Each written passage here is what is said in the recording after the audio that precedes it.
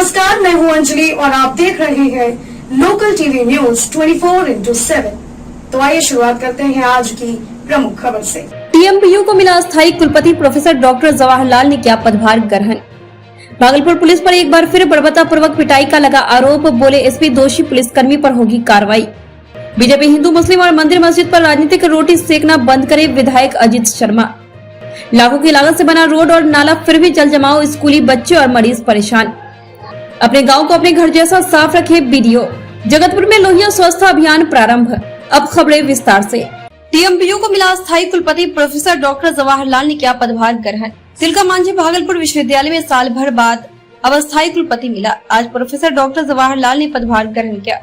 प्रति कुलपति कुल सचिव डॉक्टर ने गुलदस्ता भेंट कर उनका स्वागत किया। मीडिया से बातचीत करते हुए प्राथमिकता पर बात करते हुए उन्होंने कहा कि जहाँ तक मुझे मालूम है विश्वविद्यालय में डिग्री अब पेंडिंग में है, परीक्षाएं समय पर नहीं हो पा रही है। छात्र से संबंधित जो मामला है उसका जल्द से जल्द निपटारा करेंगे, चाहे रात दिन काम करना पड़े। कुछ अंतराल में जो विश्वविद्यालय की गरिमा नीचे हुई है उसको ऊपर करेंगे।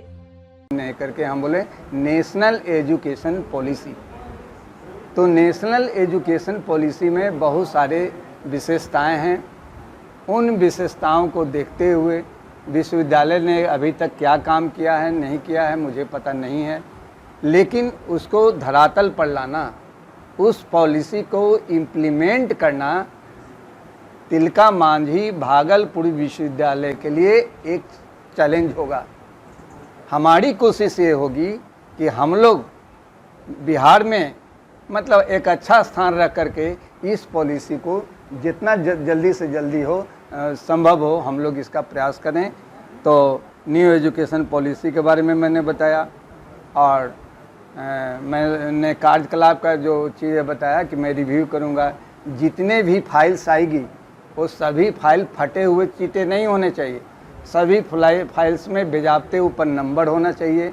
फाइल का कोरस्पेंडिंग साइड और नोट साइड ये दोनों जो है ना उसकी पेज भी नहीं मुड़ी होनी चाहिए, बिल्कुल उसमें नंबरिंग होगी। रजिस्ट्रार साहब देख लेंगे, जो ऐसा नहीं होगा आप उसको लौटा दें। पहले तो फाइलिंग जो है ना वो बहुत ज़रूरी है। जितने भी विश्वविद्यालय के कैशबुक है, रजिस्टर है, लेजर है, वो मैं चाहूँगा कि अप टू डेट रहे कि कल हो करके कोई ये नहीं कहे इस पर कोई फिनेंशियल इरेगुलरिटी का चार्जेज हो। तो मैं कॉमर्स का व्यक्ति हूँ तो मैं पहले फाइनेंस देखता हूँ कि किसी तरह की फिनेंशियल इरेगुलरिटी नहीं आए, कहीं से बदनामी नहीं आए। आप जानते हैं इसके चलते कहाँ से कहाँ विश्वविद्यालयों की, बहुत सारे विश्वविद्यालयों की बदनामी हुई है। जो भी सरकार का यूटिलाइजेशन जो पैसा आया है वह यूटिलाइजेशन समय पर जाए। तो हमारा मुख्य जो फोकस होगा academic, administrative and financial discipline को मेंटेन करना। इसके साथ ही साथ जो अभी जो सबसे ज़्यादा ध्यान रखने की ज़रूरत है कि जो लीगल सेक्शन है उसको काफ़ी मजबूत करना पड़ेगा, क्योंकि इतने सारे कोर्ट केसेज आ रहे हैं कि कभी कभी वाइस चांसलर की भी स्थिति बड़ा अजब सा हो जाता है, कोर्ट में उपस्थित होता है। तो मैं एक लीगल सेक्शन का भी स्पेशल मीटिंग कर करके मैं जानना चाहूँगा कि कितने केसेज इन्होंने डिस्पोज ऑफ किया, कौन सा केसेज पेंडिंग है और उसको हम लोग कैसे कर सकते हैं। मैं यह भी कोशिश करूँगा कि जो केस का समाधान हम लोग विश्वविद्यालय लेवल पर कर सकते हैं, जिसके लिए उन्होंने केस कर रखा है, जैसे कोई एरियर के लिए कर दिया, कोई प्रमोशन के लिए कर दिया, कोई और काम के लिए कर। अरे भाई तो वो तो काम है विश्वविद्यालय के करना, नहीं किए होंगे तो चला गया होगा, असंतोष होगा तो चल जाएगा न्यायालय में। तो कुछ ऐसी समस्याएं हैं ना जिनका समाधान हम लोग। भागलपुर पुलिस एक बार फिर बर्बरतापूर्वक पिटाई का लगा आरोप, बोले एसपी दोषी पुलिसकर्मियों पर होगी कार्रवाई। भागलपुर पुलिस पर एक बार फिर पिटाई करने का आरोप लगाया गया है। जानकारी के लिए आपको बता दें कि मोबाइल चोरी के आरोप में पुलिस ने एक युवक को पकड़कर पिकेट में ले जाकर लाठी डंडे से उनकी जमकर पिटाई धुनाई कर दी। वहीं आक्रोशित परिजनों ने पिकेट का घेराव करते हुए पुलिस प्रशासन के खिलाफ जमकर नारेबाजी की और दोषी पुलिसकर्मियों को बर्खास्त करने की मांग करने लगे। घटना की सूचना मिलते ही मौके पर इस्माइलपुर थानाध्यक्ष दलबल के साथ पहुंचकर लोगों को समझाने की कोशिश कर रहे हैं। हालांकि पुलिस की पिटाई से घायल युवक का इलाज स्थानीय अस्पताल में चल रहा है। घायल युवक की पहचान इस्माइलपुर गाँव के निवासी फूलचंद मंडल के 35 वर्षीय पुत्र झक्सू मंडल के रूप में हुई है। क्या है पूरा मामला, दरअसल नवगछिया से इस्माइलपुर थाना क्षेत्र के इस्माइलपुर गांव में पुलिस के द्वारा किसान भवन में एक पिकेट बनाया गया है और वहां पर कुछ पुलिसकर्मी की तैनाती भी की गई है। पिकेट में तैनात पुलिसकर्मी गांव के ही एक चाय दुकान पर चाय पीने के लिए जाता है और वहां पर अपना मोबाइल भूल जाते हैं, जिसके बाद जब वह पिकेट के पास पुलिसकर्मी पहुंचते हैं तो वहां उसके पास मोबाइल नहीं रहता है और गुस्से में वह आते हैं और चाय के दुकानदार 35 वर्षीय झक्सू की पिटाई कर देती है। घटना के बाद उक्त युवक बुरी तरह गंभीर रूप से घायल हो जाता है। इसके बाद पिटाई की खबर सुनते ही सैकड़ों की संख्या में ग्रामीण एकत्रित होकर पुलिस प्रशासन के खिलाफ जमकर नारेबाजी की और दोषी पुलिसकर्मियों के खिलाफ कार्रवाई की मांग कर रहे हैं। मौके पर इस्माइलपुर पुलिस पहुंचकर मामले को शांत कराने में जुटी है। घटना की जानकारी नवगछिया एसपी सुशांत कुमार सरोज को मिलने के बाद उन्होंने कहा कि बीएमपी जवान पर मारपीट करने का आरोप लगा है। एसडीपीओ को जांच का निर्देश दिए हैं। जांच में जो भी पुलिसकर्मी दोषी पाए जाएंगे उस पर कठोर कार्रवाई की जाएगी। बीजेपी हिंदू मुस्लिम और मंदिर मस्जिद पर राजनीतिक रोटी सेकना बंद करे। भागलपुर विधायक सह बिहार विधानमंडल दल के नेता अजीत शर्मा ने आज कुछ नए तेवर में ही दिखे। उन्होंने बीजेपी पर जमकर निशाना साधा। उन्होंने भारतीय जनता पार्टी को लेकर कहा कि यह पार्टी सिर्फ और सिर्फ लोगों को धर्म और संप्रदाय को लेकर लड़ाने का काम करती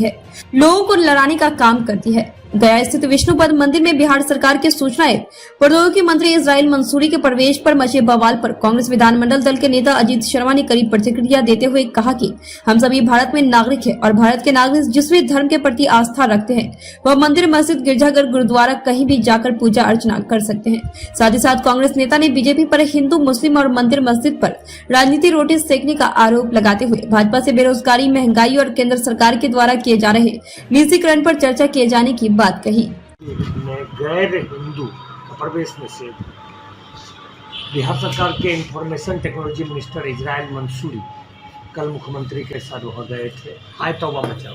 ये कौन बोला कि कहीं नहीं जा सकता? क्या हिंदुस्तान को आप तोड़ने का काम कर रहे हैं भारतीय जनता पार्टी? क्यों नहीं जा सकता? क्यों नहीं जा सकता है? क्या है, आपके शहनवाज जी यहाँ पे हमारे सांसद रहे हैं, उद्योग मंत्री थे, क्या बूढ़ानाथ मंदिर में नहीं जाते हैं पूजा करने? जाते हैं। ये तो संस्कार है हिंदुस्तान का। हम तो मस्जिद भी जाते हैं, वो हिंदू वो मुस्लिम है वो मंदिर भी जाते हैं। इसमें ये हंगामा क्या है? ये भारतीय जनता पार्टी जो 2014 में रोजगार देने की बात की थी 2 करोड़ युवकों को, वो तो रोजगार दे नहीं पाई। 8 वर्षों में 16 करोड़ युवकों को रोजगार मिलना चाहिए। एक भी युवक बता दे कि नौकरी मिली है?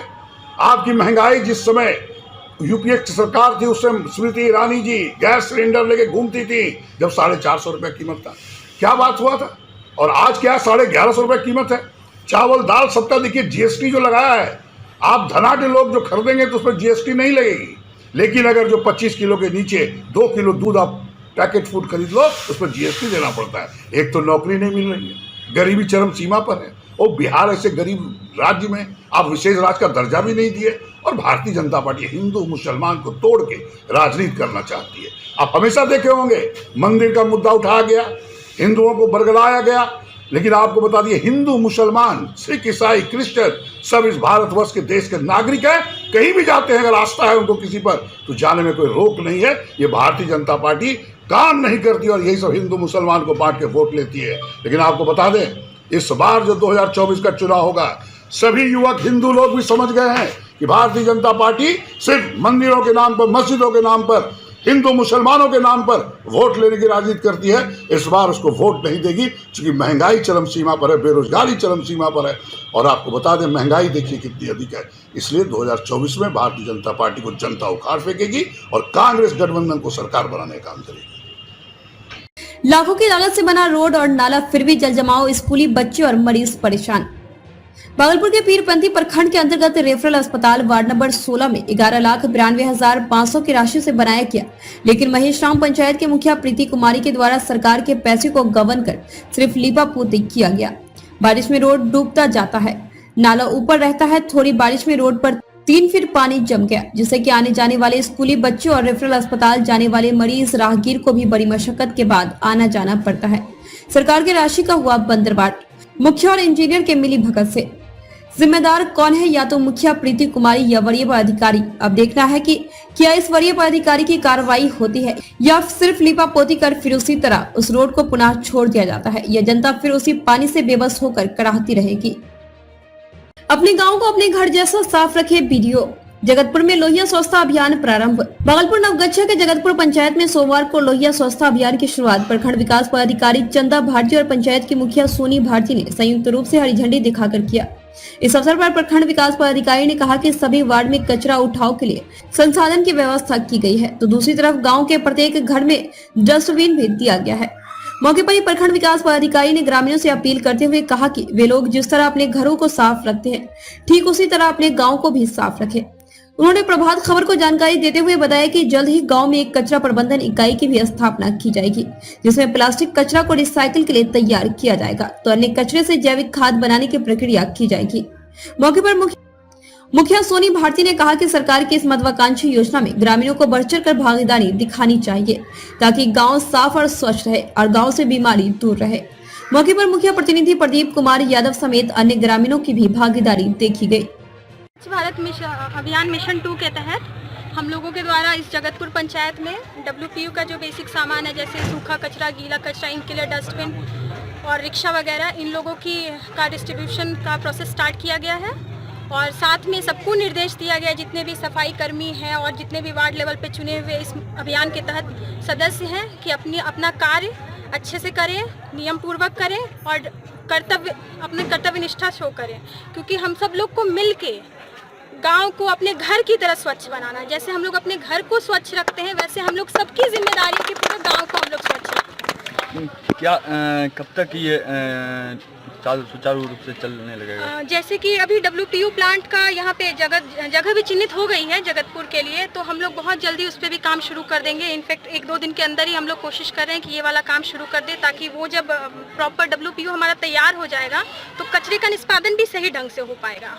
निष्पादन इसका कहाँ पे होगा? जगह WPU जहाँ पे बन रहा है ना, वहीं पे।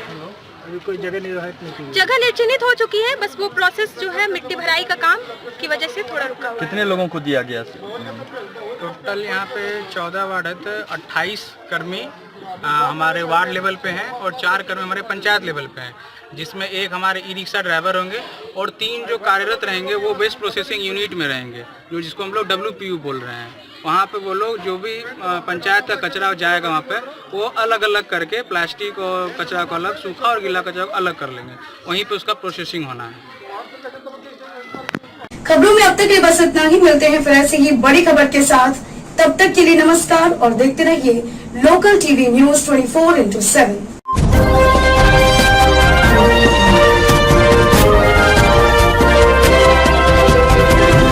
आप देख रहे हैं लोकल टीवी न्यूज 24/7, सब पर नजर, सबकी खबर।